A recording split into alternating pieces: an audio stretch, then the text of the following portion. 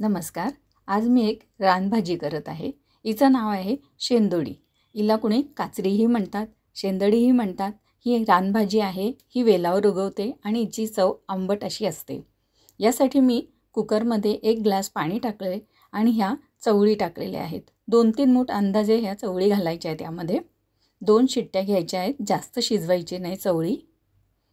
त्यानंतर ह्या शेंदोड्या ज्या आहेत ह्या मी कापून घेते.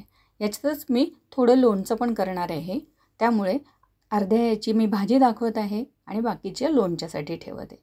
अशा प्रकारे ह्या कापून घ्यायच्या आणि याच्यातल्या बिया काढायच्या. बिया खूप कडक असतात, त्या काढून घ्यायच्या.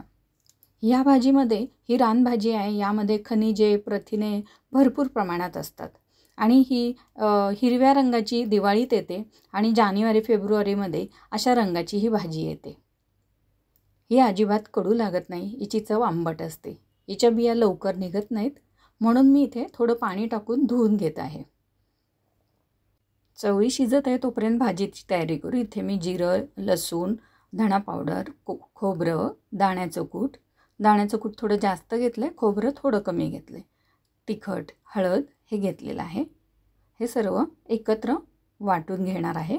यामध्ये थोडं पाणी घालणार आहे आणि याची बारीक अशी पेस्ट तयार करणार आहे. अशा प्रकारे वाटून घेतलेलं आहे. चवळी पण शिजून झालेली आहे. आपण आता भाजीला फोडणी देऊ. शेंदोड्याच्या भाजीला जिरं घातलं आहे तेलामध्ये. त्यातच आता मसाला परतून घेत आहे.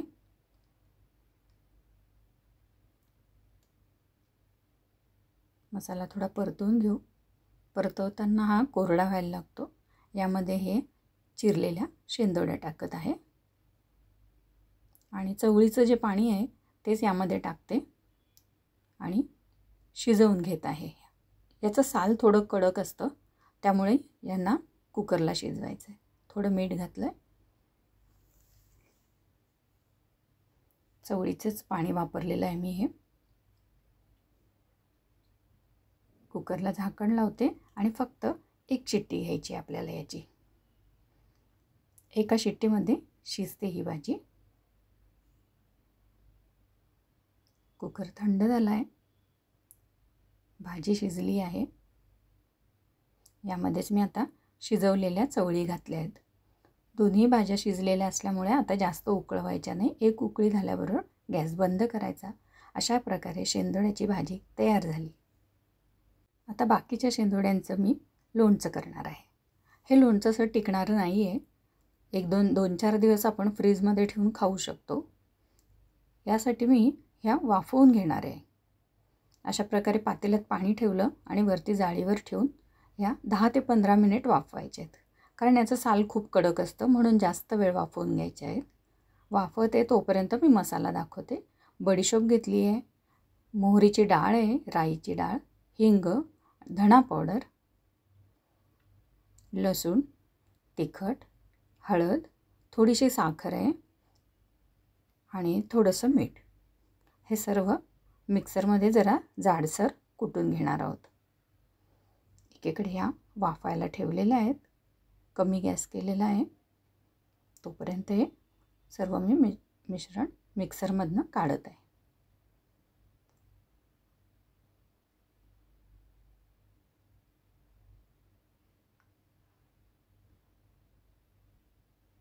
अशा प्रकारे जाडसर वाटून घेतले. जसा लोणच्याचा मसाला असतो तसाच हा मसाला बनलेला आहे. शेंदोड्या पण शिजलेल्या आहेत. आता ह्या गार करून घेऊ. तोपर्यंत लोणच्यासाठी तेल गरम करू.